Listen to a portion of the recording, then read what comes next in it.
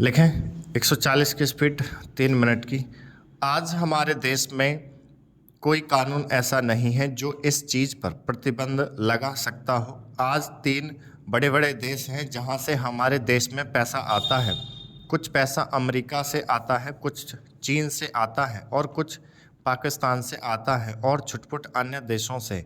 इस प्रकार का धन हमारे देश में कितना फैला है, अगर इसकी ओर आप ध्यान देंगे तो एक चिंताजनक स्थिति आपके सामने आकर खड़ी हो जाएगी।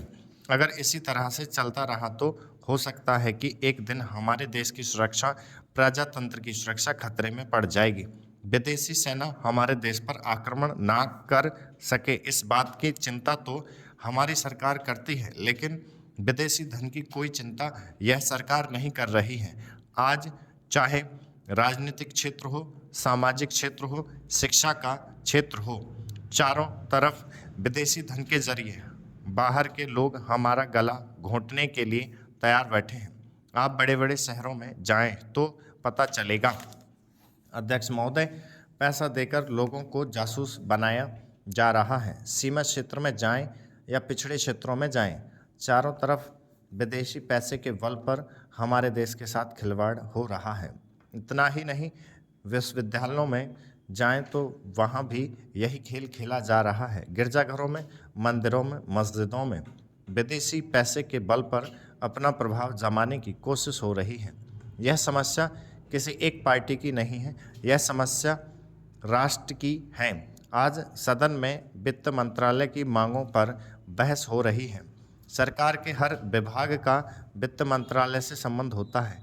देश में जो प्रगति हुई है और हो रही है उसकी काफ़ी चर्चा हुई है।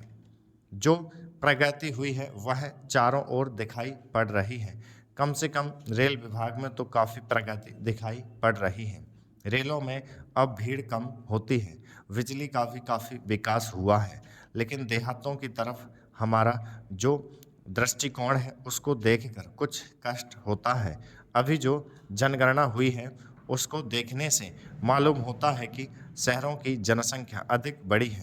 आज देहातों से लोग शहरों की तरफ आ रहे हैं।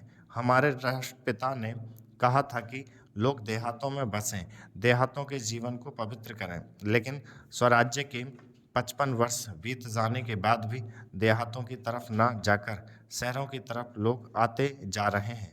इस प्रश्न पर हमको कुछ गंभीरता से विचार करना होगा।